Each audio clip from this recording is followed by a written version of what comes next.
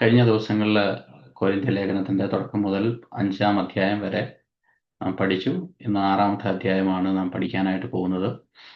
ഈ 5-ാമത്തെ അധ്യായം വരെ ദൈവസഭയിൽ ഉണ്ടാകുന്ന 6 അധ്യായങ്ങൾ ദൈവസഭയിലുള്ള വിഷയങ്ങളെ അഡ്രസ്സ് ചെയ്തിട്ടാണ് പൗലോസ് തന്റെ ലേഖനത്തിൽ എഴുതിയിരിക്കുന്നത്. അപ്പോൾ ആദ്യം തൊട്ടുള്ള അധ്യായങ്ങളിൽ പല വിഷയങ്ങളെ അഡ്രസ്സ് ചെയ്യുന്നതായിട്ട് നമുക്ക് കാണാം. ആദ്യത്തെ വിഷയം ദൈവസഭയിലുള്ള ഭിന്നത. ആ ഭിന്നതയ്ക്ക് കാരണം എപ്പോഴും ഒരു വിഷയം സംഭവിക്കുമ്പോഴാണ് പലപ്പോഴും നാട്ടുകാരും ആൾക്കാരും എല്ലാം അതിനെ നോട്ടീസ് ചെയ്യുന്നത്. എന്നാൽ ഇതിനൊരു കാരണമുണ്ട്. ഇതിൻ്റെ ഒരു പെട്ടെന്ന് സംഭവിച്ച ഒരു വിഷയമല്ല. ദൈവസഭയിൽ ഒരു ഭിന്നതയുണ്ടായാൽ, ദൈവസഭയിൽ ഒരു വിഷയം ഉണ്ടായാൽ അതിൻ്റെയൊക്കെ കാരണം പല കാര്യങ്ങളിൽ വീഴ്ചകൾ വന്നിട്ടാണ് അവസാനം അതൊരു വലിയ വിഷയമായിട്ട് മറ്റുള്ളവർ അറിയത്തക്ക നിലവാരത്തിലേക്ക് കാര്യങ്ങൾ മാറുന്നത്. അപ്പോൾ അതാണ് പൗലോസും ഭിന്നത എന്നുള്ളൊരു വിഷയം പൗലോസ് പറഞ്ഞു, നിങ്ങളുടെ ഇടയിൽ ഭിന്നതയുണ്ട്. അപ്പോൾ ആ ഒരു വിഷയത്തെ അഡ്രസ്സ് ചെയ്തിട്ട് പല കാരണങ്ങൾ പൗലോസ് ഇവിടെ ആ ജനത്തെ ഓർമ്മിപ്പിക്കുന്നതായിട്ട് കാണാനായിട്ട് സാധിക്കും. കഴിഞ്ഞ ദിവസങ്ങളിൽ നമ്മൾ സംസാരിച്ചപ്പോഴും പറഞ്ഞതുപോലെ ഈ ഒരു വിഷയം ഗ്രാജുവലായിട്ട് സംഭവിച്ച ഒരു വിഷയമാണ്. അതോടൊപ്പം തന്നെ ഇത്രയും ശക്തനായ ഒരു ദൈവദാസൻ ശുശ്രൂഷിച്ച ദൈവദാസനാൽ പണിയപ്പെട്ട ഒരു ദൈവസഭ, ആരംഭിക്കപ്പെട്ട ഒരു ദൈവസഭ, അടിസ്ഥാനമിട്ട ഒരു ദൈവസഭയ്ക്ക് ഈ ഒരു തരത്തിലുള്ള ഒരു അവസ്ഥ ഉണ്ടായതിന് കാരണം അതിന് പല വിഷയങ്ങളിൽ നിന്ന് ആ ദൈവസഭ തെറ്റിപ്പോയതാണ്. പല വിഷയങ്ങളിൽ നിന്ന്, പല പഠിപ്പീരുകളിൽ നിന്ന്, അതിൻ്റെ സ്റ്റാൻഡേർഡുകളിൽ നിന്ന് പുറകിലോട്ട് പോയതാണ് അതിനുള്ള കാരണം. അത് ആണ് 1, 2, 3, 4 അധ്യായങ്ങളിൽ അവരെ പല വിഷയങ്ങൾ ഓർമ്മിപ്പിക്കുകയാണ്. ആദ്യത്തെ അധ്യായത്തിൽ തന്നെ പറയുന്നു, നിങ്ങളുടെ വിളി എന്താണെന്ന് നിങ്ങൾ ഓർക്കുക. Remember your calling. നിങ്ങളെ ഏതിൽ നിന്ന് വിളിച്ചിരിക്കുന്നു, നിങ്ങളുടെ പഴയ അവസ്ഥ എന്തായിരുന്നു, ഇന്ന് നിങ്ങളെ ആരാകുവാൻ വേണ്ടിയിട്ടാണ് ദൈവം വിളിച്ചത് എന്നുള്ള വിഷയത്തെക്കുറിച്ച് പൗലോസ് വളരെ അതിൻ്റെ ബേസിക് ആയിട്ടുള്ള ഫൗണ്ടേഷൻ ഇട്ടിട്ടാണ് ഈ അധ്യായങ്ങൾ 1 തൊട്ട് നാം പഠിക്കുമ്പോൾ. എൻ്റെ അധ്യായങ്ങൾ ഓരോ വിഷയങ്ങളെക്കുറിച്ചാണ് ഓരോ അധ്യായങ്ങളിൽ പൗലോസ് പറഞ്ഞിരിക്കുന്നത്. 2-ാമത്തെ വിഷയം പൗലോസ് പറഞ്ഞു, നിങ്ങളുടെ മെസ്സേജ് എന്താണെന്ന് നിങ്ങൾ മറന്നു പോകരുത്. ഒരുപാട് വിസ്ഡത്തിൻ്റെ, ഒരുപാട് വയസ്സായിട്ടുള്ള ടീച്ചേഴ്സൊക്കെ വന്ന് നിങ്ങളുടെ ഇടയിൽ പഠിപ്പിക്കുമ്പോൾ യഥാർത്ഥ സുവിശേഷം, യഥാർത്ഥ ദൈവവചനം എന്തായിരുന്നു എന്നുള്ളത് അതിനകത്തുനിന്ന് നിങ്ങൾ വ്യതിചലിച്ചു പോയി. 3-ാമത്തെ അധ്യായത്തിൽ ദൈവസഭയെക്കുറിച്ചുള്ള ഒരു പിക്ചറാണ്. 3 പിക്ചേഴ്സ് പൗലോസ് അവിടെ വരച്ച് കാണിക്കുന്നു. അതാണ് 3-ാമത്തെ അധ്യായത്തിൽ നാം ചിന്തിക്കുവാനായിട്ട് ഇടയായത്. 4-ാമത്തെ അധ്യായത്തിൽ എന്താണ് മിനിസ്റ്റർ, അല്ലെങ്കിൽ എന്താണ് മിനിസ്ട്രി, എന്താണ് ശുശ്രൂഷകന്മാർ എന്നുള്ള വിഷയത്തെക്കുറിച്ച് നാം പഠിച്ചു. 5-ാമത്തെ അധ്യായത്തിൽ ദൈവസഭയിൽ 5-ാമത്തെ അധ്യായവും 6-ാമത്തെ അധ്യായവും ദൈവസഭയിലെ ഡിസിപ്ലിനെ കുറിച്ചാണ് നാം പഠിക്കുന്നത്. അപ്പോൾ 5-ാമത്തെ അധ്യായത്തിൽ ദൈവസഭയിലെ ഒരു വിഷയത്തെക്കുറിച്ച് പൗലോസ് വളരെ ശക്തമായിട്ട് അഡ്രസ്സ് ചെയ്യുന്നു. അപ്പോൾ നമുക്ക് വിചാരിക്കാൻ, കഴിഞ്ഞ ആഴ്ചയെ നമ്മൾ ചിന്തിച്ചതുപോലെ, നാം ഡിസ്കസ് ചെയ്തതുപോലെ, എല്ലാ പാപങ്ങളും, ചെറിയതും വലിയതുമായ പാപങ്ങളെല്ലാം പാപങ്ങളാണ്, ഇതിനകത്ത് വ്യത്യാസമില്ല എന്ന് പറയുമ്പോഴും പൗലോസ് ഇവിടെ അഡ്രസ്സ് ചെയ്യുന്ന 5-ാമത്തെ അധ്യായത്തിന്റെ തുടക്കത്തിൽ അഡ്രസ്സ് ചെയ്യുന്ന വലിയൊരു വിഷയത്തെക്കുറിച്ച് പൗലോസ് പറയുന്നു. പൗലോസ് പറഞ്ഞതിൻ്റെ ആശയം എന്തുകൊണ്ട് ആ ഒരു വിഷയം പൗലോസ് ഇങ്ങനെ എഴുതിയിട്ട് അവിടെ പറഞ്ഞു, ജാതികളുടെ ഇടയിൽ പോലും കാണാത്ത തരത്തിലുള്ള വിഷയങ്ങൾ നിങ്ങളുടെ ഇടയിൽ ഉണ്ടാകുന്നു.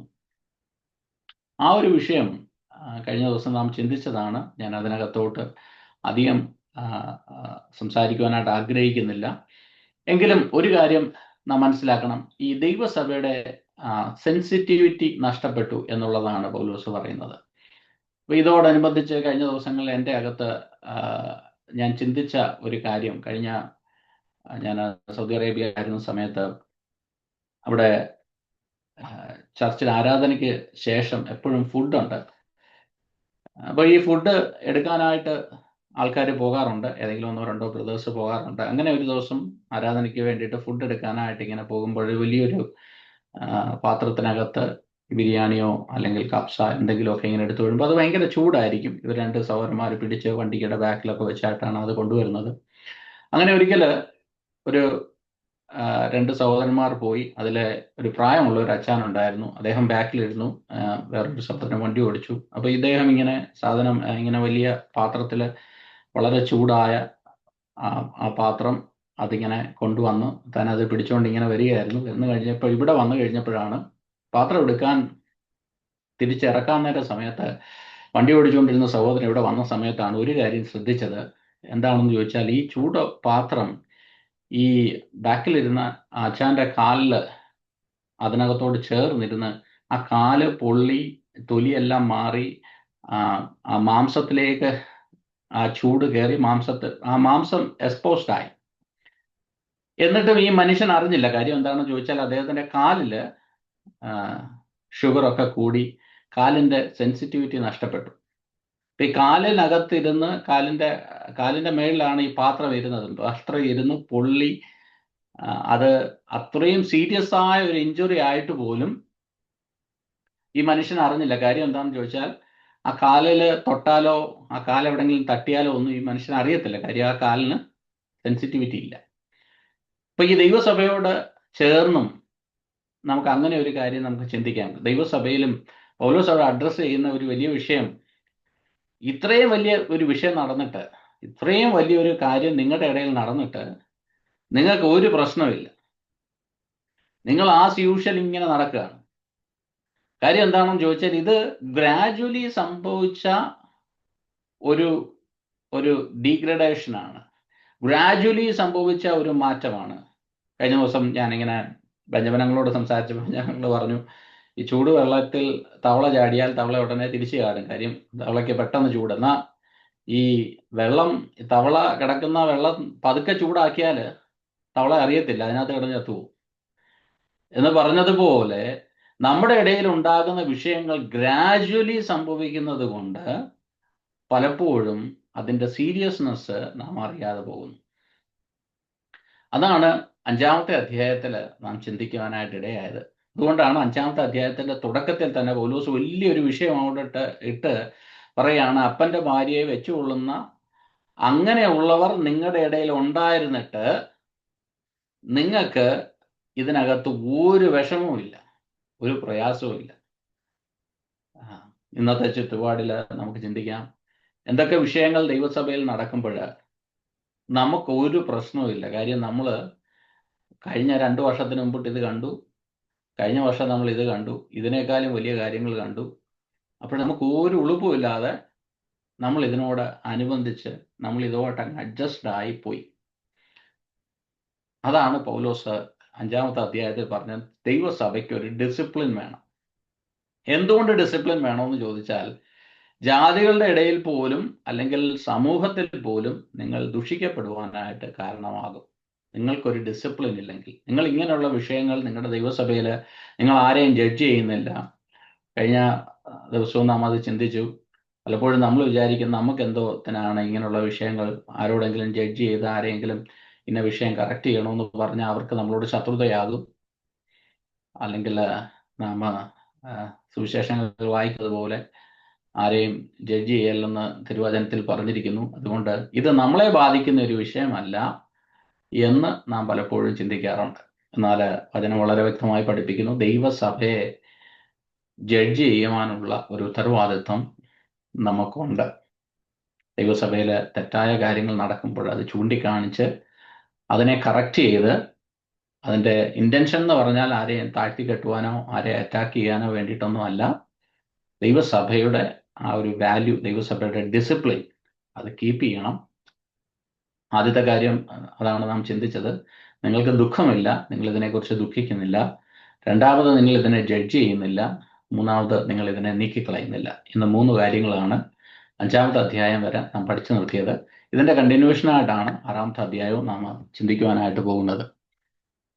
ഒരു ബാക്ക്ഗ്രൗണ്ട് ഒക്കെ മനസ്സിലായെന്ന് വിശ്വസിക്കുന്നു. ഈ 6-ാമത്തെ അധ്യായം വരെയാണ് ദൈവസഭയിലെ വിഷയങ്ങളെക്കുറിച്ച് പൗലോസ് അഡ്രസ്സ് ചെയ്യുന്നത്. 7-ാമത്തെ അധ്യായം തൊട്ട് തൻ്റെ ഉപദേശപരമായ ചില വിഷയങ്ങളുടെ മേൽ തൻ്റെ അഭിപ്രായമാണ് പൗലോസ് അവിടെ രേഖപ്പെടുത്തിയിരിക്കുന്നത്.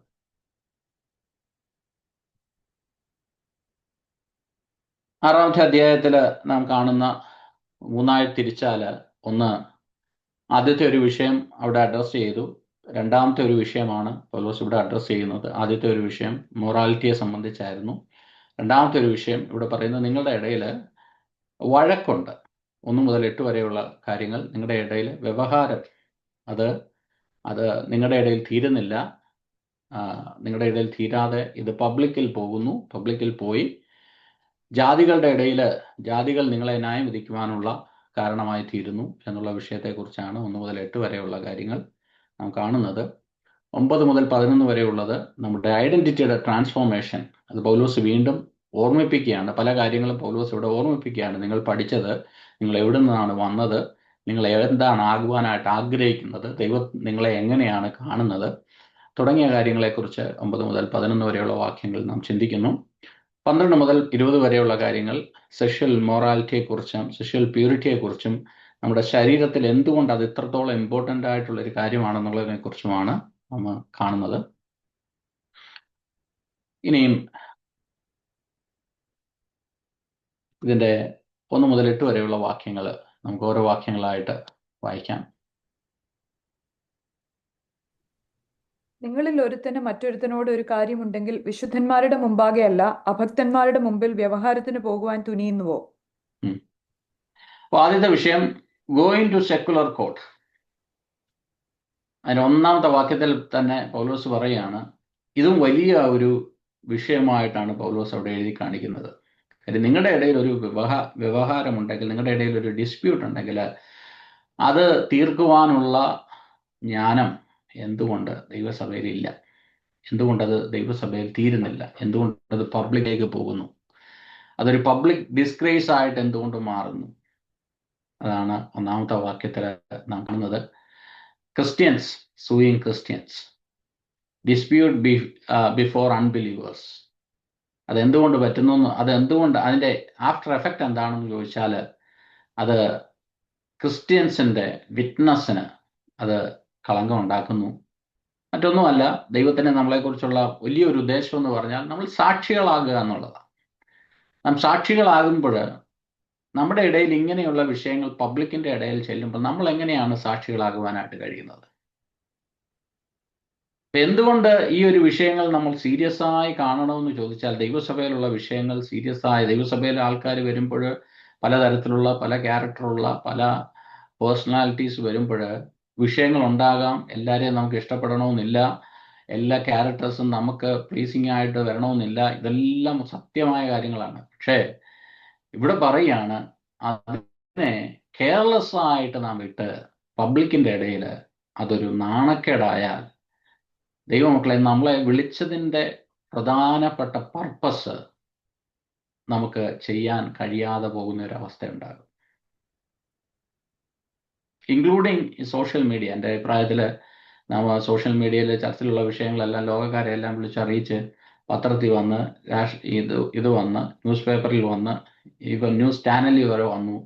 ഇനി എങ്ങനെയാണ് നമുക്ക് സാക്ഷികളാകുവാനായിട്ട് കഴിയുന്നത്? നാം പറയുന്ന സുവിശേഷം എന്തിന് മറ്റുള്ളവർ കേൾക്കണം? സാക്ഷ്യമില്ലാത്ത നമ്മൾ പറയുന്ന സുവിശേഷം എന്തിന് മറ്റുള്ളവർ കേൾക്കണം? വലിയൊരു വിഷയമാണ് പൗലോസ് ഇവിടെ സൂചിപ്പിക്കുന്നത്. ഞാൻ നേരത്തെ പറഞ്ഞതുപോലെ ഇതൊക്കെ പലതും കണ്ടും കേട്ടും വായിച്ചുമൊക്കെ നമുക്കിപ്പോൾ ഇതൊന്നും കേട്ടാൽ ഒന്നും തോന്നാറില്ല. ഇതിനേക്കാളും വലിയ അടികൾ നമ്മൾ കണ്ടിട്ടുണ്ട്, ഇതിനേക്കാളും വലിയ വിഷയങ്ങൾ കണ്ടിട്ടുണ്ടെന്നുള്ള രീതിയിൽ കൊരിന്ത്യ സഭയിൽ ഉണ്ടായതിനേക്കാൾ മോശമായ രീതിയിലാണ് ഇന്ന് ദൈവസഭയിൽ കാര്യങ്ങൾ നടക്കുന്നതും. ഇന്ന് ദൈവസഭയിലെ ദൈവജനത്തിൻ്റെ ആ ഒരു സെൻസിറ്റിവിറ്റി നഷ്ടപ്പെട്ടു. നേരത്തെ പറഞ്ഞ ഒരു ഉദാഹരണം അതെപ്പോഴും ഒരു ചിന്തിക്കുന്ന ഒരു കാര്യമാണ്. നമ്മുടെ കാലിൽ എത്ര ചൂടിരുന്നാലും നമ്മൾ അറിയുന്നില്ല. കാര്യം എന്താണ്? നമുക്ക് ഈ സെൻസിറ്റിവിറ്റിയെ നഷ്ടപ്പെട്ടു. ആരടി ഉണ്ടാക്കിയാലും നമുക്കൊരു പ്രശ്നമില്ല. ഇനി ഏത് തരത്തിലുള്ള വിഷയങ്ങൾ ദൈവസഭയിൽ നടന്നാലും നമുക്ക് ഒരു പ്രശ്നമില്ല. കാര്യം നമ്മുടെ ആ ഒരു സെൻസിറ്റിവിറ്റി നഷ്ടപ്പെട്ടു.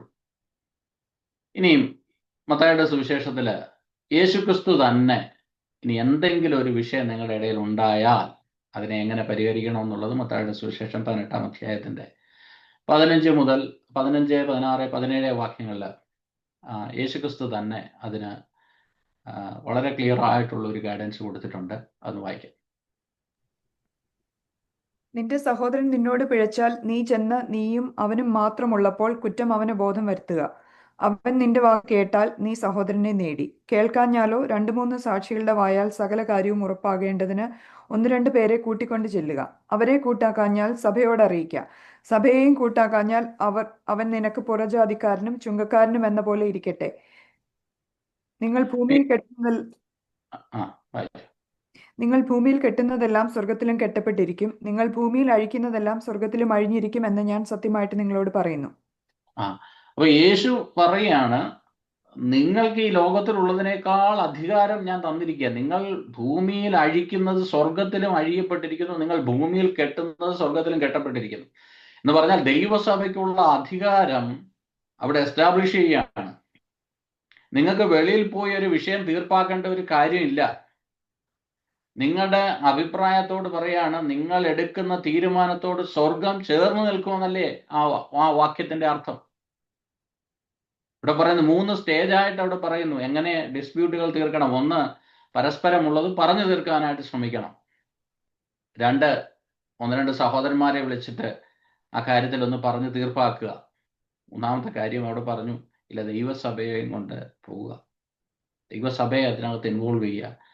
അവിടെ പറയാണ്, ഈ ഒരു വിഷയത്തിനകത്ത് നിങ്ങൾ കാര്യങ്ങൾ തീർക്കുമ്പോൾ എന്ത് സംഭവിക്കുമെന്ന് വെച്ച് കഴിഞ്ഞാൽ ആ വിഷയം ഇവിടെ ഭൂമിയിൽ മാത്രമല്ല സ്വർഗത്തിൽ പോലും അത് തീർപ്പായി. എന്നാൽ അതിനു പകരം നാം വിശ്വാസികളല്ലാത്തവരെ ഇൻവോൾവ് ചെയ്ത് വിശ്വാസികളല്ലാത്ത കോടതിയിൽ പോയി അവരുടെ പ്രസ്താവനകളും കേട്ട് നാണം കേട്ട് സഭയുടെ സാക്ഷ്യവും കളഞ്ഞ് വ്യക്തികളുടെ സാക്ഷ്യവും കളഞ്ഞ് ഉള്ള അവസ്ഥകളിലേക്ക് നിങ്ങൾ പോകരുത്. വളരെ ക്ലിയറായിട്ട് ലേഖനങ്ങളിൽ പൗലോസ് നമ്മളോട് സംസാരിക്കുന്നു, പരിശുദ്ധാത്മാവ് നമ്മളോട് സംസാരിക്കുന്നു. എത്ര അർത്ഥമുള്ള ഒരു കാര്യമാണ്. ഇതൊന്നും നമുക്ക് അറിഞ്ഞുകൂടാഞ്ഞിട്ടല്ലല്ലോ നമ്മുടെ ഇടയിൽ ഈ വിഷയങ്ങളെല്ലാം നടക്കുന്നത്. Praise the Lord. അടുത്ത വാക്യത്തിലേക്ക് പോകാം. വിശുദ്ധന്മാർ ലോകത്തെ വിധിക്കുമെന്ന് അറിയുന്നില്ലയോ?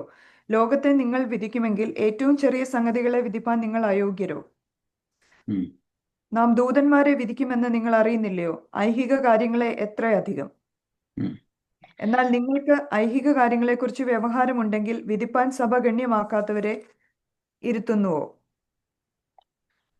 ഇവിടെ 1-2 കാര്യങ്ങൾ 8 വരെയുള്ള വാക്യങ്ങൾ വായിച്ചു. നിങ്ങൾക്ക് ലജ്ജയ്ക്കായി ഞാൻ ചോദിക്കുന്നു, ഇങ്ങനെ സഹോദരന്മാർക്ക് മധ്യേ കാര്യം തീർപ്പാൻ പ്രാപ്തിയുള്ള ഒരു ജ്ഞാനിയും നിങ്ങളുടെ ഇടയിൽ ഇല്ലയോ? അല്ല, സഹോദരൻ സഹോദരനോട് വ്യവഹരിക്കുന്നു, അതും അവിശ്വാസികളുടെ മുമ്പിൽ തന്നെ. നിങ്ങൾക്ക് തമ്മിൽ വ്യവഹാരമുണ്ടാകുന്നത് തന്നെ കേവലം പോരായ്മയാകുന്നു. അതിനു പകരം നിങ്ങൾ അന്യായം സഹിച്ചുകൊള്ളാത്തത് എന്ത്? നഷ്ടം ഏറ്റുകൊള്ളാത്തത് എന്ത്? അല്ല, നിങ്ങൾ അന്യായം ചെയ്യുകയും നഷ്ടം വരുത്തുകയും ചെയ്യുന്നു, അതും സഹോദരന്മാർക്ക് തന്നെ. കുറെ കാര്യങ്ങൾ എവിടെ പറയുന്നു. ഇതിനകത്ത് തുടക്കത്തിൽ തന്നെ മലയാളത്തിൽ how dare you do this എന്നുള്ള രീതിയിലാണ് ആദ്യത്തെ വാക്യത്തിൽ എഴുതിയിരിക്കുന്നത്. കാര്യം സഹോദരനെതിരെ നീ കോടതിയിൽ പോകുന്ന ഒരു വിഷയം, അതിൻ്റെ വളരെ പ്രധാനപ്പെട്ട ഒരു എത്തിക്കൽ സൈഡ്, ക്രിസ്ത്യൻ എത്തിക് ഇവിടെ പൗലോസ് ചോദിക്കുന്നത്, എന്തുകൊണ്ട് നിനക്ക് ഈ ഒരു വിഷയം ഉണ്ട്? ശരി, സഹോദരൻ നിനക്കെതിരായിട്ട് ചെയ്തു, ഇത് വിഷയം തീർപ്പായില്ല, അല്ലെങ്കിൽ ആ മനുഷ്യന് ആ കാര്യങ്ങൾ മനസ്സിലാകുന്നില്ല. ഇങ്ങനെയുള്ള ഒരു വിഷയത്തിൽ എന്തുകൊണ്ട് നിങ്ങൾ ഇത് സഹിക്കുന്നില്ല? വലിയൊരു ചോദ്യമല്ലേ? Why not rather suffer wrong? 1 പത്രോസ് 2-ാം അധ്യായത്തിന്റെ 21 മുതൽ 23 വരെയുള്ള വാക്യങ്ങൾ. ഇവ നമ്മളെ വിളിച്ചത് ഒരു ക്രൈസ്റ്റ് ലൈക്ക്നെസ്സിന് വേണ്ടിയിട്ടാണല്ലോ.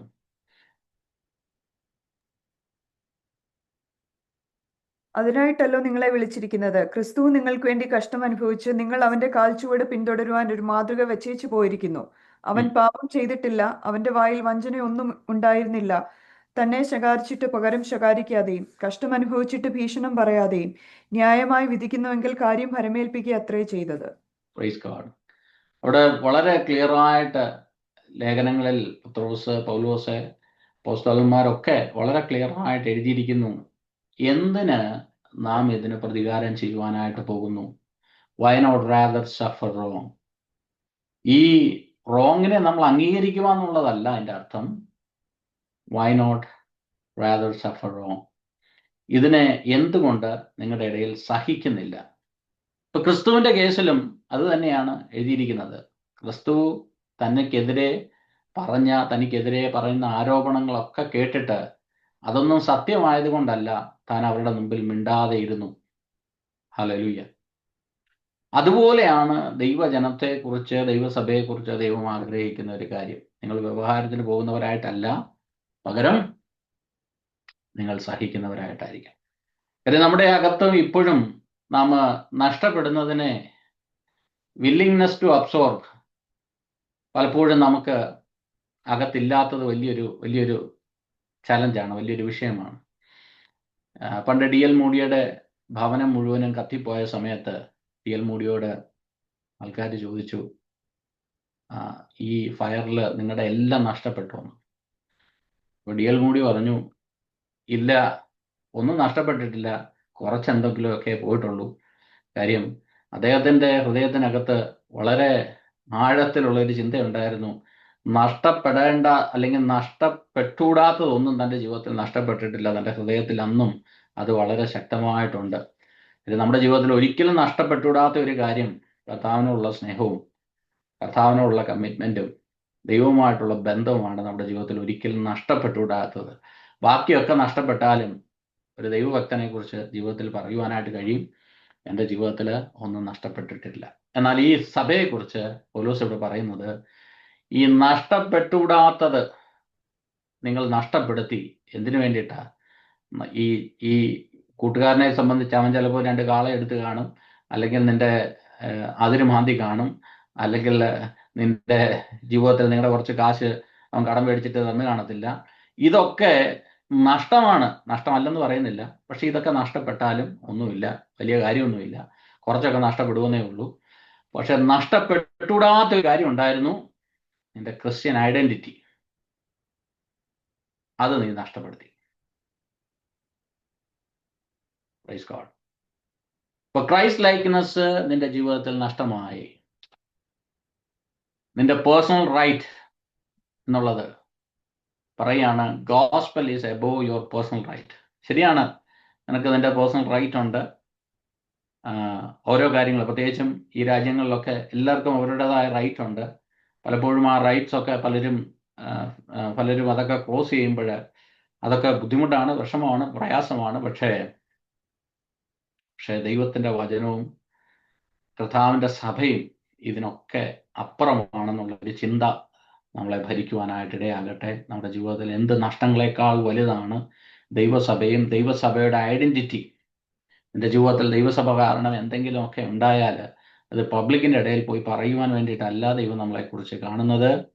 നാം ഇതിനകത്ത് തീർപ്പാക്കണം. കാര്യം നാം പലപ്പോഴും ഈ വിളിച്ചു പറയുന്നതൊക്കെ ഡാമേജ് ചെയ്യുന്നത് കർത്താവിൻ്റെ ശരീരത്തെയാണ്, ദൈവസഭയാണ്. അതിൻ്റെ 9 മുതൽ 10 വരെയുള്ള വാക്യങ്ങൾ. അന്യായം ചെയ്യുന്നവർ ദൈവരാജ്യം അവകാശമാക്കിയില്ല എന്ന് അറിയുന്നില്ലയോ? നിങ്ങളെ തന്നെ വഞ്ചിക്കാതിരിപ്പിൻ. ദുർനടപ്പുകാർ, വിഗ്രഹാരാധികൾ, വ്യഭിചാരികൾ, സ്വയംഭോഗികൾ, പുരുഷകാമികൾ, കള്ളന്മാർ, അത്യാഗ്രഹികൾ, മദ്യപന്മാർ, വാവിഷ്ഠാനക്കാർ, പിടിച്ചുപറിക്കാർ എന്നിവർ ദൈവരാജ്യം അവകാശമാക്കുകയില്ല. വലിയൊരു കൂട്ടത്തെ കുറിച്ച് ഇവിടെ പറയുന്നു. അവിടെ എന്തുവാണ് യഥാർത്ഥമായിട്ട് പൗലോസ് ഇവിടെ ഉദ്ദേശിച്ചിരിക്കുന്നത്? ഒരു ട്രാൻസ്ഫോർമേഷനെ കുറിച്ചാണ് അവിടെ പറയുന്നത്. നിങ്ങൾ ഈ വകക്കാരായിരുന്നു. അതിന്റെ 11 വരെയുള്ള വാക്യങ്ങൾ വായിച്ചു. നിങ്ങളും ചിലർ ഈ വകക്കാരായിരുന്നു, എങ്കിലും നിങ്ങൾ കർത്താവായ യേശുക്രിസ്തുവിന്റെ നാമത്തിലും നമ്മുടെ കർത്താവിന്റെ ആത്മാവിനാലും നിങ്ങളെ തന്നെ കഴുകി ശുദ്ധീകരണവും നീതീകരണവും പ്രാപിച്ചിരിക്കുന്നു. നിങ്ങൾ ഈ വകക്കാരായിരുന്നു. നിങ്ങൾ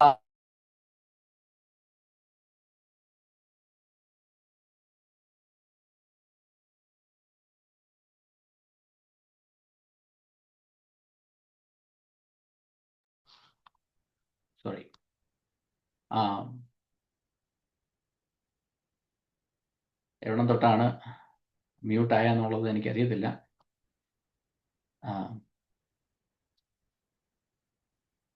അതിന്റെ 11ാമത്തെ വാക്യം ഒന്ന് വായിക്കാം. നിങ്ങളും ചിലർ ഈ വകക്കാരായിരുന്നു. എങ്കിലും നിങ്ങൾ കർത്താവായ യേശുക്രിസ്തുവിന്റെ നാമത്തിലും നമ്മുടെ ദൈവത്തിന്റെ ആത്മാവിനാലും നിങ്ങളെ തന്നെ കഴുകി വിശുദ്ധീകരണവും നീതീകരണവും പ്രാപിച്ചിരിക്കുന്നു. Praise Lord. അപ്പൊ ഈ 9 മുതൽ 11 വരെയുള്ള വാക്യത്തിൽ 9, 10 വാക്യങ്ങളിൽ unrighteousness will not inherit the kingdom. അപ്പൊ നിങ്ങൾ ഒരു ഭാഗക്കാരെ കുറിച്ച് പറഞ്ഞു. ഈ സഭയെ തന്നെയാണ് വഴക്കുണ്ടാക്കിയവനും അതിന്റെ നഷ്ടം സഹിച്ചവനും എല്ലാവരും ഈ സഭയെ തന്നെയാണ്. അപ്പോൾ ഒരു കൂട്ടരെ കുറിച്ച് പറഞ്ഞു, ശരി, നിങ്ങൾക്ക് നിങ്ങളുടെ സ്ഥലത്താണ് ന്യായമുള്ളത്, നിങ്ങൾക്ക് നഷ്ടം സംഭവിച്ചു, പക്ഷെ നിങ്ങൾ എന്ത് ചെയ്യണം? ആ നഷ്ടം സഹിക്കണം. രണ്ടാമത്തെ ഗ്രൂപ്പിനെ കുറിച്ച് പറയുകയാണ്, ഇങ്ങനെയൊക്കെ ഉണ്ടാക്കുന്നവൻ സ്വർഗരാജ്യം അവകാശമാക്കത്തില്ലെന്നുള്ള കാര്യം നിങ്ങൾ മറന്നു പോകരുത്. Unrighteous will not inherit the kingdom. അപ്പൊ നമ്മുടെ ഈ sin patterns define the all life. നമ്മുടെ പഴയ കാലം എങ്ങനെയാണെന്നുള്ളത് പൗലോസ് ഇവിടെ വളരെ വ്യക്തമായിട്ട് പറയുകയാണ്. ഇതല്ല നമ്മുടെ ഒരു ലൈഫ് സ്റ്റൈൽ. സിൻ ആയിരുന്നു നിങ്ങളുടെ പഴയ ലൈഫ് സ്റ്റൈൽ. അപ്പൊ ആ പഴയ ലൈഫ് സ്റ്റൈലിന്റെ ഒരു ലിസ്റ്റാണ് പൗലോസ് അവിടെ വിവരിച്ചിരിക്കുന്നത്. Paul's list behaviour. ഇത് കുറ്റം വിധിക്കുവാൻ വേണ്ടിയിട്ടല്ല പൗലോസ് പറഞ്ഞിരിക്കുന്നത്. ഇങ്ങനെയായിരുന്നു നിങ്ങളുടെ പഴയ സ്വഭാവം ഇതായിരുന്നു എന്നുള്ളതാണ് പൗലോസ് പറഞ്ഞിരിക്കുന്നത്. അതുകൊണ്ട് നിങ്ങൾ എന്ത് ചെയ്യണം? ഇതിനകത്തുനിന്ന് ഒരു മാറ്റം നിങ്ങൾക്ക് വേണം. പണ്ട് കർത്താവിന്റെ ദാസൻ കാനാച്ചൻ പറഞ്ഞതുപോലെ, വിശുദ്ധിക്കല്ലെങ്കിൽ അശുദ്ധിയെ വിട്ടതിന് എന്ന് ചോദിച്ചതുപോലെ, നിങ്ങൾ ഈ വകക്കാരായിരുന്നു. നിങ്ങൾ രക്ഷിക്കപ്പെട്ടതുകൊണ്ട് നിങ്ങളുടെ അകത്ത് നിന്ന് നിങ്ങളുടെ ജീവിതത്തിൽ കാണുവാൻ ആഗ്രഹിക്കുന്നതായ ചില ഗുണങ്ങളുണ്ട്. അത് നിങ്ങൾ ഏത് രാജ്യക്കാരാണെന്നുള്ളൊരു ബോധ്യം നിങ്ങളുടെ അകത്ത് വേണം. നിങ്ങളുടെ രാജ്യത്തെ നിങ്ങൾ റെപ്രസെൻറ്റേറ്റ് ചെയ്യണം. നിങ്ങൾ കിങ്ഡം റെപ്രസെൻറ്റേറ്റീവ് ചെയ്യുന്ന വ്യക്തികളായി മാറണം. ഫേസി ലേഖനം അതിൻ്റെ 5-ാം അധ്യായത്തിൻ്റെ 5 വാക്യങ്ങളൊന്ന് വായിക്കാം. 5:5.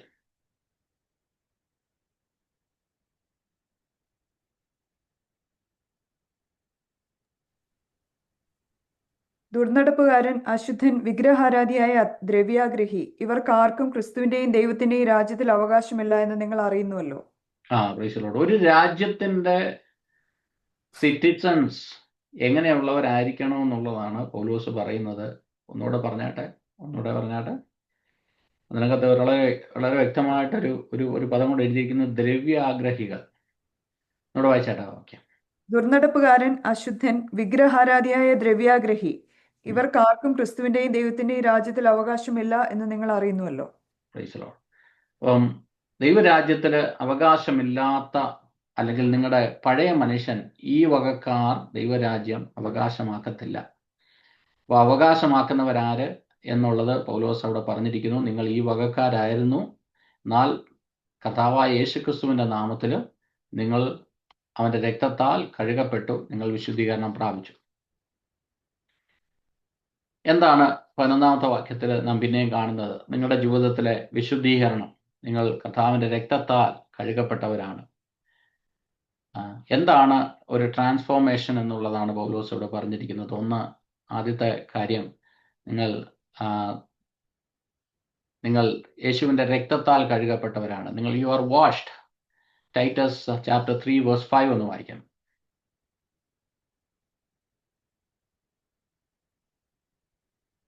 നമ്മുടെ രക്ഷിതാവായ ദൈവത്തിന്റെ ദയയും മനുഷ്യപ്രീതിയും ഉദിച്ചപ്പോൾ അവൻ നമ്മെ നാം ചെയ്ത നീതിപ്രവൃത്തികളാലല്ല തന്റെ കരുണപ്രകാരം അത്രേ രക്ഷിച്ചത്. അതെ, ദൈവത്തിന്റെ മഹാകരുണയാൽ കർത്താവായ യേശു ക്രിസ്തുവിന്റെ രക്തത്താൽ നാം കഴുകപ്പെട്ടു. നമ്മുടെ പാപങ്ങൾ അത് എത്ര കടുംചുവപ്പായിരുന്നാലും അത് ഹിമം പോലെ വെളുപ്പിക്കുമെന്ന് യെശയ്യാ പ്രവാചകന്റെ പുസ്തകത്തിൽ പറയുന്നത് പോലെ നമ്മുടെ പാപങ്ങൾ അവന്റെ രക്തത്താൽ കഴുകി നമ്മളെ അവൻ നീതീകരിച്ചു. 2, നമ്മുടെ ജീവിതത്തിൽ നടക്കുന്ന ഒരു പ്രോസസ്സാണ് സാന്റിഫിക്കേഷൻ പ്രോസസ്സ്. അതൊരു പ്രോസസ്സാണ്. പരിശുദ്ധാത്മാവ് നമ്മുടെ ജീവിതത്തിൽ ഓരോ വിഷയങ്ങളിലൂടെ ഓരോ ദിവസവും അത് ചെയ്തുകൊണ്ടിരിക്കുന്നു. ഓരോ ദിവസവും നമ്മുടെ ജീവിതത്തിൽ പരിശുദ്ധാത്മാവിന്റെ കൺട്രോളിലേക്ക് കൊടുക്കുമ്പോൾ ഓരോ ദിവസവും ദൈവം ആ ഒരു പ്രോസസ്സിലൂടെ നമ്മളെ നടത്തിക്കൊണ്ടിരിക്കുന്നു. പിന്നെ ജസ്റ്റിഫിക്കേഷൻ ഈസ് ബൈ ഗ്രേസ്. റോമാലേഖനം 5-ാം അധ്യായത്തിന്റെ 1-ാം വാക്യം.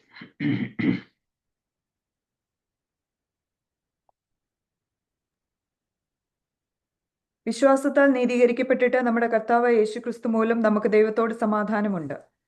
ഉം. ഒരു നിരപ്പ് യേശുക്രിസ്തു മുഖാന്തരം നമുക്കൊരു നിരപ്പ് കർത്താവ് നമുക്ക് തന്നു.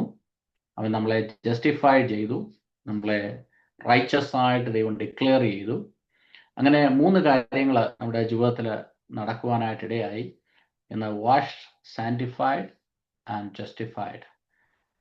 ഇതിലേതാണ് ഏറ്റവും ഹാർഡസ്റ്റ് ആയിട്ടുള്ള പ്രോസസ്സ് എന്നുള്ളത് നിങ്ങളോട് ചോദിക്കുകയാണ്. ഏതാണ് ഏറ്റവും ഹാർഡസ്റ്റ് ആയിട്ടുള്ള പ്രോസസ്സ്?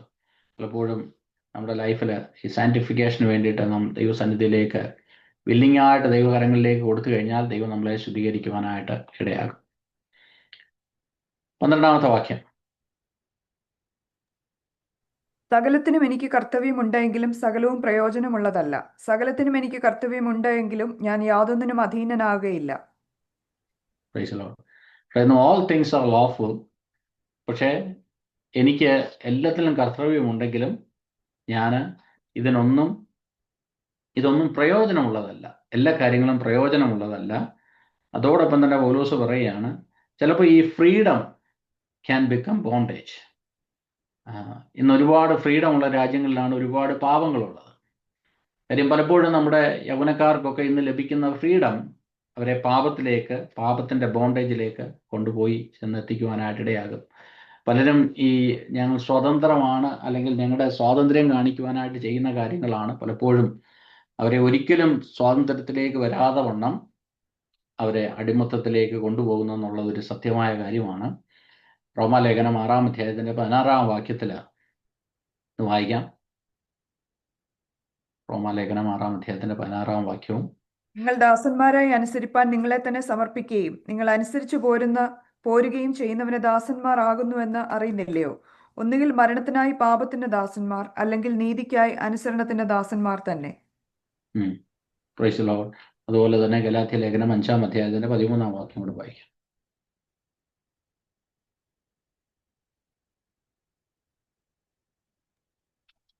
സഹോദരന്മാരെ, നിങ്ങൾ സ്വാതന്ത്ര്യത്തിനായി വിളിക്കപ്പെട്ടിരിക്കുന്നു.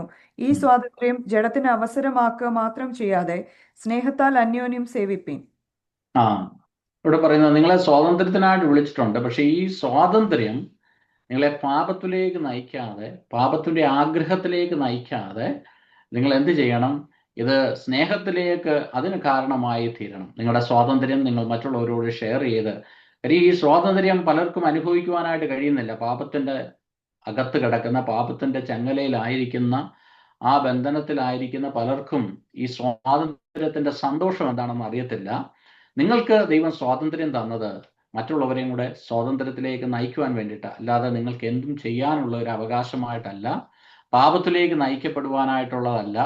പലപ്പോഴും നമ്മുടെ സ്വാതന്ത്ര്യം നമ്മളെ പാപത്തിലേക്ക് നയിക്കുവാനായിട്ട് ഇടയാകും. പൗലോസ് ഇവിടെ കൊരിന്ത്യർ ലേഖനത്തിൽ വളരെ വ്യക്തമായിട്ട് ജനത്തോട് പറയാണ്, നിങ്ങളുടെ സ്വാതന്ത്ര്യം നിങ്ങളുടെ ജഡത്തിന്റെ ഇച്ഛ ചെയ്യുന്നതിനകത്തല്ല, പകരം അത് സ്നേഹത്തിലെ കാരണമായി തീരട്ടെ.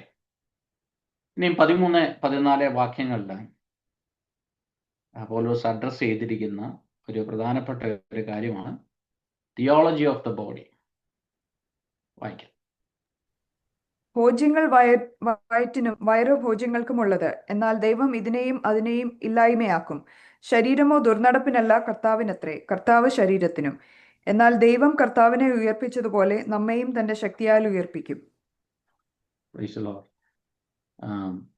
ഇവിടെ ഭോജ്യം വയറിനും വയറ് ഭോജ്യങ്ങൾക്കുമുള്ളത്, എന്നാൽ ദൈവം ഭോജ്യങ്ങൾ വയറ്റിനും വയറ് ഭോജ്യങ്ങൾക്കുമുള്ളത്, എന്നാൽ ദൈവം ഇതിനെയും അതിനെയും ഇല്ലായ്മയാക്കും. ശരീരമോ ദുർനടപ്പിനല്ല, കർത്താവിനത്രേ, കർത്താവ് ശരീരത്തിനും. അപ്പം നമ്മുടെ ശരീരത്തിന്റെ ഒരു ഇമ്പോർട്ടൻസ്, ബോഡിയുടെ തിയോളജിയെ കുറിച്ച് പൗലോസ് ഇവിടെ എഴുതിയിരിക്കുകയാണ്. അപ്പം നമ്മുടെ ശരീരം നമ്മുടേതല്ല, അത് കർത്താവിൻ്റെതാണ്. കർത്താവിൻ്റെ രക്തത്താൽ നാം വീണ്ടെടുക്കപ്പെട്ട വ്യക്തികളാണ്. നമുക്ക് ഈ ശരീരത്തിൽ നമുക്ക് ഇഷ്ടമുള്ളതെല്ലാം ചെയ്യാനായിട്ട് അവകാശമില്ല. ഇത് ചില ദുർനടപ്പിനെ കുറിച്ചാണ് പൗലോസ് ഇവിടെ പറഞ്ഞിരിക്കുന്നത്. എങ്കിലും ചില കാര്യങ്ങൾ ചിന്തിക്കാൻ, എൻ്റെ ശരീരത്തിൽ എനിക്ക് ഇഷ്ടമുള്ളതൊക്കെ ചെയ്യാം എന്നുള്ള ഒരു അവകാശം പലപ്പോഴും നമുക്ക് തോന്നാറുണ്ട്. എന്നാൽ അതങ്ങനെയല്ല. നമ്മുടെ ശരീരം നമ്മുടെ കർത്താവിൻ്റെയാണ്. അതുമാത്രമല്ല, ഇത് ഉയർത്തെഴുന്നേൽക്കേണ്ട ശരീരം കൂടെയാണ്. റിസറക്ഷൻ ഹോപ്പിനെ കുറിച്ച് 1 കൊരിന്ത്യർ അതിൻ്റെ 15-ാം അധ്യായത്തിൻ്റെ 42, 43, 44 വാക്യങ്ങളിൽ നമുക്ക് കാണാം. 1 കൊരിന്ത്യർ അതിൻ്റെ 15-ാം അധ്യായത്തിൻ്റെ 42 മുതൽ 44 വരെയുള്ള വാക്യം. മരിച്ചവരുടെ പുനരുത്ഥാനവും അവണ്ണം തന്നെ. ദ്രവത്വത്തിൽ വിതയ്ക്കപ്പെടുന്നു, അദ്രവത്വത്തിൽ ഉയർക്കുന്നു. അപമാനത്തിൽ വിതയ്ക്കപ്പെടുന്നു, തേജസ്സിൽ ഉയർക്കുന്നു. ബലഹീനതയിൽ വിതയ്ക്കപ്പെടുന്നു, ശക്തിയിൽ ഉയർക്കുന്നു. പ്രാകൃത ശരീരം വിതയ്ക്കപ്പെടുന്നു, ആത്മീക ശരീരം ഉയർക്കുന്നു. പ്രാകൃത ശരീരമുണ്ടെങ്കിൽ ആത്മീക ശരീരവുമുണ്ട്. പ്രാകൃത ശരീരമുണ്ടെങ്കിൽ, പ്രകൃതിയാലുള്ള ശരീരമുണ്ടെങ്കിൽ ഒരു ആത്മീയ ശരീരമുണ്ട്. അപ്പൊ ഇവിടെ പൗലോസ് എന്തിനാ ഈ ഒരു വിഷയത്തെക്കുറിച്ച് പറയുന്നത് വെച്ചാൽ, ഇതിനൊരു എറ്റേണൽ വാല്യൂ ഉണ്ട് നമ്മുടെ ശരീരത്തിന്. അപ്പൊ ശരീരം കൊണ്ട് നമുക്ക് എന്തും ചെയ്യാം എന്നുള്ള ഒരു ചിന്ത ഈ സഭയ്ക്ക് ഉണ്ടാകരുത്. ഇപ്പം ഫോർ എക്സാമ്പിൾ ലൈക്ക് ടാറ്റു ഒക്കെ അടിക്കുമ്പോൾ അവർക്കൊക്കെ ഇഷ്ടമുള്ളതൊക്കെ അടിക്കുകയാണ്. ഞാനിപ്പോൾ ഒരു വിഷയത്തെ ഒരു ഉദാഹരണം പറഞ്ഞതേ ഉള്ളൂ. അപ്പൊ എന്താണ് ഇത് തെറ്റെന്ന് ചോദിച്ചാൽ ആൾക്കാർ ചോദിക്കും, ഇതെൻ്റെ ശരീരമല്ലേ, എനിക്ക് ഇഷ്ടമുള്ളത് എനിക്കത് ഇതിനകത്ത് ചെയ്തുകൂടായോ? എന്നാൽ ദൈവവചനം പഠിപ്പിക്കുന്നത് ഈ ശരീരം ഈ ശരീരം ദൈവം തന്നതാണ്. ഈ ശരീരത്തിനകത്തും നമുക്ക് അവകാശമില്ല. ഇത് ഉയർത്തെഴുന്നേൽക്കേണ്ട ശരീരമാണ്. ഈ ശരീരത്തിനെ കർത്താവിൻ്റെ പരിശുദ്ധാത്മാവിൻ്റെ മന്ദിരമാക്കി, ഒരു ടെമ്പിളാക്കി സൂക്ഷിക്കുവാനുള്ള വലിയൊരു ഉത്തരവാദിത്തമാണ് ദൈവമക്കളെ നമ്മുടെ ജീവിതത്തിലുള്ളത്. അതെല്ലാ കാര്യത്തിലും നമ്മുടെ ശരീരത്തിനെ ഡിസിപ്ലിൻഡായിട്ട് സൂക്ഷിക്കണം. അതിനെ ദൈവിക വാല്യൂക്ക് അനുസരിച്ച് ഇതിനൊരു ഇറ്റേണൽ വാല്യൂ ഉണ്ടെന്നുള്ള വലിയൊരു ബോധ്യത്തോടുകൂടെ നാം ജീവിക്കണം. ഈ ശരീരം ഉയർത്തെഴുന്നേൽക്കുന്ന ശരീരമാണ്. അടുത്ത വാക്യത്തിലേക്ക് പോകാം. അതിൻ്റെ 15 മുതൽ 19 വരെയുള്ള വാക്യങ്ങൾ. നിങ്ങളുടെ ശരീരങ്ങൾ ക്രിസ്തുവിന്റെ അവയവങ്ങൾ എന്ന് അറിയുന്നില്ലയോ? ക്രിസ്തുവിന്റെ അവയവങ്ങളെ ഞാൻ എടുത്ത് വേശ്യയുടെ അവയവങ്ങളാക്കുമോ? ഒരു നാളും അരുത്. വേശ്യയോട് പറ്റിച്ചേരുന്നവൻ അവളുമായി ഏക ശരീരമാകുന്നുവെന്ന് നിങ്ങൾ അറിയുന്നില്ലയോ? ഇരുവരും ഒരു ദേഹമായി തീരുമെന്നുണ്ടല്ലോ. കർത്താവിനോട് പറ്റിച്ചേരുന്നവനോ അവനുമായി ഏകാത്മാവാകുന്നു. ദുർനടപ്പ് വിട്ടോടുവിൻ. മനുഷ്യൻ ചെയ്യുന്ന ഏതു പാപവും ശരീരത്തിന് പുറത്താകുന്നു. ദുർനടപ്പുകാരനോ സ്വന്തം ശരീരത്തിന് വിരോധമായി പാപം ചെയ്യുന്നു. ദൈവത്തിന്റെ ദാനമായി നിങ്ങളിൽ ഇരിക്കുന്ന പരിശുദ്ധാത്മാവിന്റെ മന്ദിരമാകുന്നു നിങ്ങളുടെ ശരീരമെന്നും നിങ്ങളെ വിലയ്ക്ക് വാങ്ങിയിരിക്കാൻ നിങ്ങൾ താന്താങ്ങൾക്കുള്ളവരല്ല എന്നും അറിയുന്നില്ലയോ? ആകയാൽ നിങ്ങളുടെ ശരീരം കൊണ്ട് ദൈവത്തെ മഹത്വപ്പെടുത്തുവിൻ. അവിടെ ശരീരം കൊണ്ട് നിങ്ങൾ ദൈവത്തെ മഹത്വപ്പെടുത്തുന്നവരായിരിക്കണം. കാര്യം എന്താണെന്ന് ചോദിച്ചാൽ, ഈ ശരീരം നിങ്ങളുടേതല്ല. ഈ ശരീരം കർത്താവിൻ്റെതാണ്. ഈ ആലയം കർത്താവ് പരിശുദ്ധാത്മാവ് വസിക്കുവാൻ വേണ്ടിയിട്ട് നിർമ്മിക്കപ്പെട്ട ഒരു ആലയമാണ് നമ്മുടെ ശരീരം. അപ്പൊ ഇവിടെ പറഞ്ഞിരിക്കുകയാണ്, നിങ്ങളുടെ ശരീരം അതുകൊണ്ട് വേശ്യയോട് ചേരുവാനായിട്ട് അല്ലെങ്കിൽ അവളുടെ ഏക ശരീരമായി തീരുവാനായിട്ട് പാടില്ല. ഇരുവരും ഒരു ദേഹമായി തീരുമെന്ന് എന്നുണ്ടല്ലോ. അത് ഉൽപ്പത്തി പുസ്തകം അതിൻ്റെ 2-ാം അധ്യായത്തിൽ 24-ാം വാക്യം നമുക്ക് കാണാൻ സാധിക്കും. ഞാൻ അതിനകത്തേട്ട് അത് വായിക്കുവാനായിട്ട് ആഗ്രഹിക്കുന്നില്ല, തുടർന്ന് സമയം നമ്മുടെ മുമ്പിൽ ഇല്ലല്ലോ. ഇപ്പോൾ ഇവിടെ പൗലോസ് പറഞ്ഞതാണ്, നിങ്ങളുടെ ശരീരം ഇമ്പോർട്ടൻ്റ് ആണ്. നിങ്ങളുടെ ശരീരത്തിൽ എന്ത് നിങ്ങൾക്ക് ചെയ്യുവാനായിട്ട് കഴിയത്തില്ല. നിങ്ങളുടെ ശരീരം ക്രിസ്തുവിൻ്റെ ശരീരത്തിൻ്റെ ഭാഗമാണ്.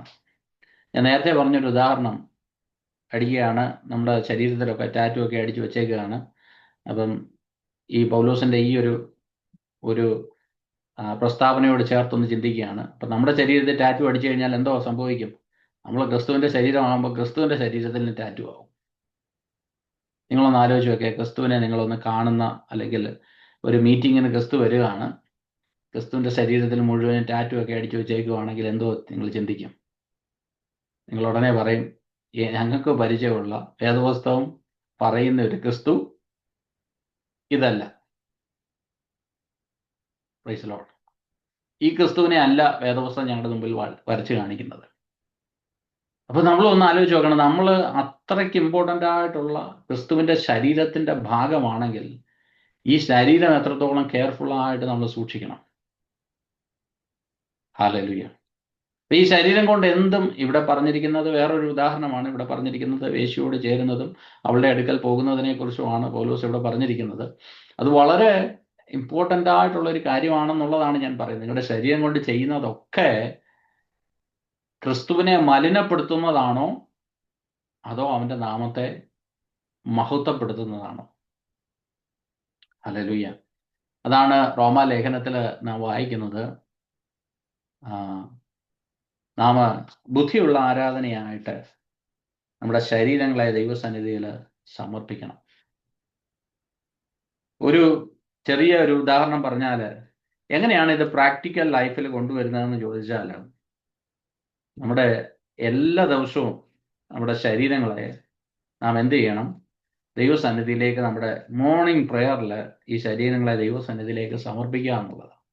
കർത്താവേ, ഇന്ന് ഞാൻ എൻ്റെ ജഡത്തിലെ എല്ലാ രാഗമോഹങ്ങളോടും സൂക്ഷിച്ചിട്ട് ഞാൻ എൻ്റെ ശരീരത്തെ ഞാൻ എന്ത് ചെയ്യണം? ആസ് എ ലിവിങ് സാക്രിഫൈസ് ഞാൻ അങ്ങയുടെ സന്നിധിയിലേക്ക് സമർപ്പിക്കുന്നു. അങ്ങനെ ചെയ്യുവാനായിട്ട് നമ്മുടെ ജീവിതത്തിൽ സാധിച്ചാൽ നമ്മുടെ ശരീരം ദൈവം വസിക്കുന്ന മന്ദിരമായി തീരും. അപ്പം പലരെയും തൊടുവാനായിട്ട് നമ്മുടെ കൈകളെ ദൈവം ഉപയോഗിക്കുവാനായിട്ട് ഇടയാകും. പല സ്ഥലങ്ങളിലും ചെല്ലുവാനായിട്ട് നമ്മുടെ കാലുകളെ ദൈവം ഉപയോഗിക്കുവാനായിട്ട് ഇടയാകും. പലർക്കും സഹായിക്കുവാനായിട്ട് നമ്മളെ ദൈവം ഉപയോഗിക്കുവാനായിട്ട് ഇടയാകും. നമ്മുടെ നാവുകൾ പലരെയും ബലപ്പെടുത്തുന്നതായിട്ട് തീരുവാനായിട്ട് ഇടയാകും. പക്ഷെ നാം ഓരോ ദിവസവും ദൈവസന്നിധിയിൽ ഇത് ക്രിസ്തുവിൻ്റെ ശരീരത്തിൻ്റെ ഭാഗമാണ്, ഞാൻ ഭൂമിയിലായിരിക്കുമ്പോഴും ആ ഒരു വലിയ റെസ്പോൺസിബിലിറ്റി എനിക്കുണ്ടെന്നുള്ള ഒരു ബോധ്യത്തോടുകൂടെ നാം ജീവിക്കുവാനായിട്ട് ഇടയാകട്ടെ. അതിൻ്റെ 20-ാമത്തെ വാക്യം കൂടെ വായിച്ച് ഞാനിവിടെ നിർത്തുവാനായിട്ട് ആഗ്രഹിക്കുന്നു. പൗലോസ് പറഞ്ഞത്, ആകയാൽ നിങ്ങളുടെ ശരീരം കൊണ്ട് ദൈവത്തെ മഹത്വപ്പെടുത്തുവിൻ.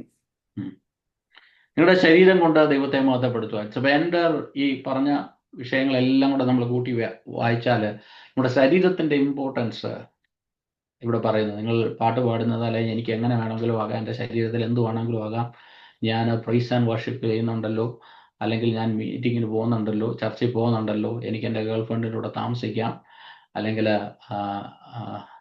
എനിക്ക് എൻ്റെ മാരേജിന് അങ്ങേപ്പുറത്ത് എനിക്ക് ബന്ധങ്ങളാകാം, പക്ഷെ എന്നാലും ഞാൻ മീറ്റിങ്ങിന് പോകുന്നുണ്ട്, കർത്താവിൻ്റെ രക്തത്താൽ എന്നെ കഴുകും, അതുകൊണ്ട് ഇതൊന്നും ഒരു പ്രശ്നമല്ല എന്നൊക്കെ ചിന്തിച്ചിട്ട് നമുക്ക് ജീവിക്കുവാനായിട്ട് കഴിയത്തില്ല. സഹോദരങ്ങളെ, നിങ്ങൾക്കൊരു പഴയ കാലം ഉണ്ടായിരുന്നു, എന്നാൽ നിങ്ങൾ ഇന്ന് നിങ്ങളെ വിശുദ്ധന്മാർ എന്നുള്ള ഗണത്തിലാണ് ദൈവം നിങ്ങളെ കണ്ടിരിക്കുന്നത്.